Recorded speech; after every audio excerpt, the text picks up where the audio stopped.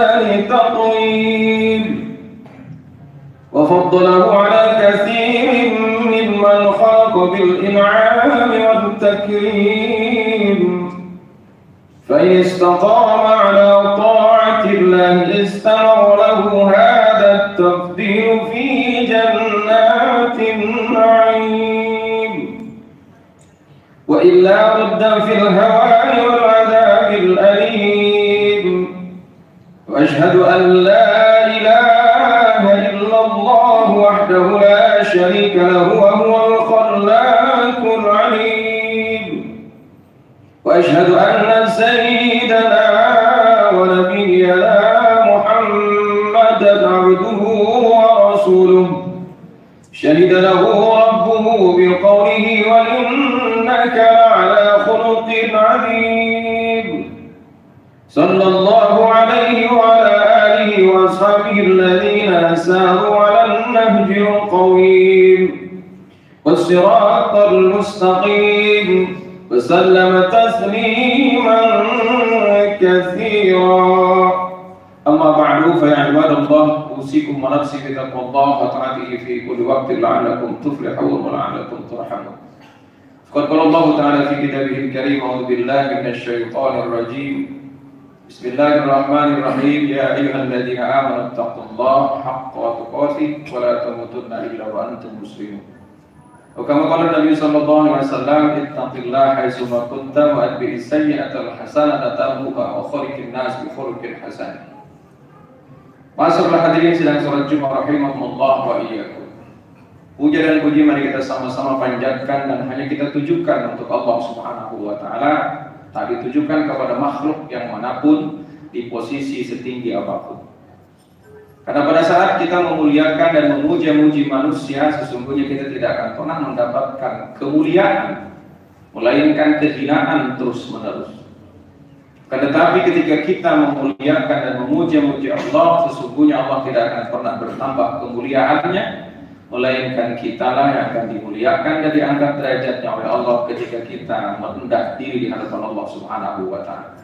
Oleh karenanya konsentrasikan saja pujaan dan pujian ini hanya untuk Allah Subhanahu wa taala, agar kita menjadi manusia yang mulia di sisi Allah Subhanahu wa taala.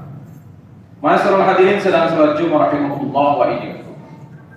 Dalam satu hadis Rasulullah pernah bersabda dari Abi Hurairah radhiyallahu anhu, riwayat Imam Muslim, bahwa sesungguhnya Rasul pernah bertanya kepada para sahabat, "Atadruna mal muflis?" Qalu al-muflisu fina man la dirhama wa la mata. Ketika itu Rasulullah bertanya kepada para sahabat, "Tahukah kalian siapakah yang bangkrut itu?" Lalu para sahabat menjawabnya dengan jawaban yang sebenarnya betul, namun tidak sempurna. Apa kata para sahabat? Al-muflisu fina man la dirhama lahu wa la mata. Orang yang bangkrut adalah orang yang tidak memiliki harta, tidak memiliki uang, dan tidak memiliki apa-apa. Kata Rasulullah, qala al-muflisu min ummati ya'ti yaumal qiyamati bi sholatin wa siyamin wa zakatin wa ya'ti qad syatama hadha wa qadafa hadha wa daraba hadha wa syabaka dama hadha. Rasulullah SAW menjelaskan bahwa orang yang bangkrut itu adalah salah satunya orang yang senang banget dengan fitnah. Fitnah bahasa Indonesia sesungguhnya, karena fitnah dalam bahasa Arab tidak ada yang diterjemahkan sebagai mendolimi orang lain, melainkan kebanyakan Al-Quran fitnah itu diterjemahkan dengan ujian. Salah satu firman Allah juga mengatakan bahwa sesungguhnya anak dan istri itu merupakan fitnah.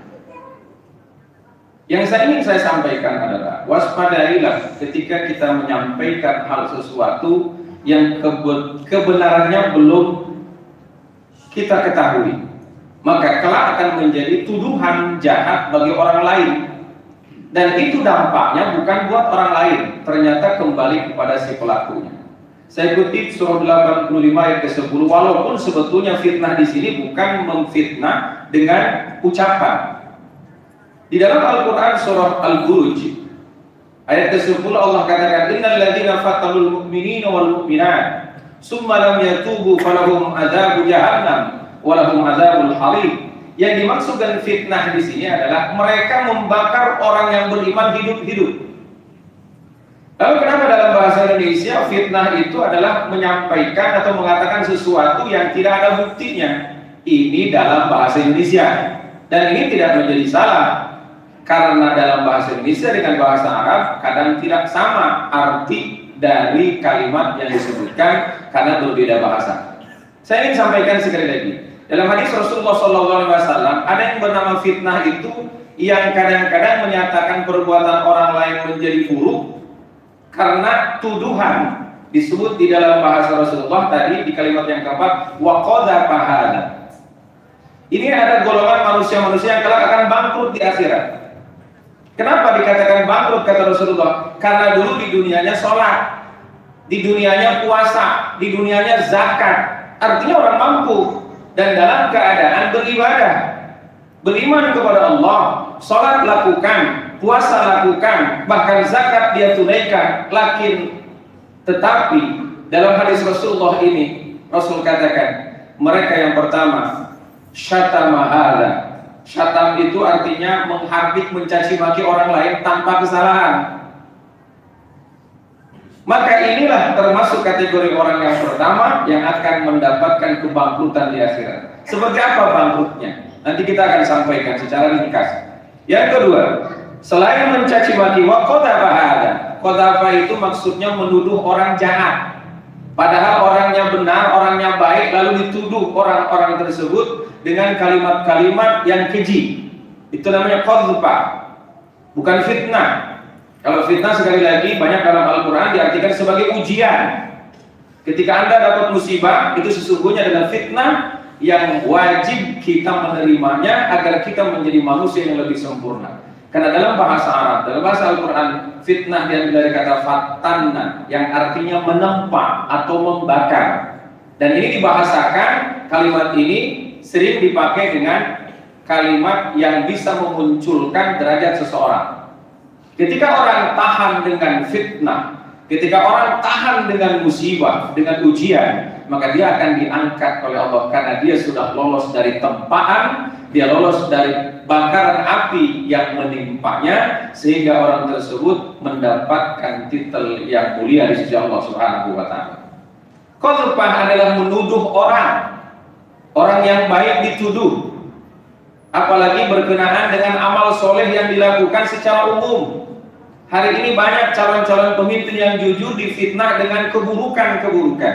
Ini yang dimaksud dengan kata Rasulullah qadhfah, menuduh orang jahat padahal orang tersebut adalah orang-orang baik. Saya ingin membuka pikiran kita pada saat mendengar dan melihat orang yang mencaci maki atau menuduh orang dengan jahat, maka Anda seharusnya tabayun terlebih dahulu. Jangan lalu Anda sebarkan, karena ini akan menjadi dosa yang akan membuat kita kelak bangkrut di akhirat. Yang ketiga, wa darba hadza wa qadhafa hadza wa akala mala hadza. Juga mengambil hak orang lain termasuk adalah salah satu orang yang kelak bangkrut di akhirat. Mengambil hak orang lain, mengkorupsi hak rakyatnya, ini adalah termasuk manusia-manusia yang kelak akan bangkrut di akhirat. Kemudian apa lagi? Wa darba hadza, dia pukul, dia aniaya orang lain tanpa ada kesalahan. Wa syafaka dama hadza, dan membunuh tanpa alasan syar'i. Kenapa? Dalam Islam boleh membunuh jika ada alasan syar'i. Menghilangkan nyawa, maka harus dibayar menghilangkan nyawa. Ketika seseorang menghilangkan nyawa tanpa alasan, maka Al-Quran mengancam sebagai hukuman yang dosanya seperti membunuh semua manusia. Man qatala nafsan bighairi nafsin faka'annama qatala an-nasa jami'an. Masyaallah hadirin sedang salat Jumat rahimakumullah wa iyyakum. Lalu kenapa disebutkan orang bangkrut padahal awalnya ahli ibadah? Kata Nabi, ya'ti bi sholatin wa siyamin wa zakatin. Mereka di dunianya sholat, mereka di dunianya puasa, mereka di dunianya zakat, bahkan haji berulang-ulang. tapi sayangnya selama hidupnya selalu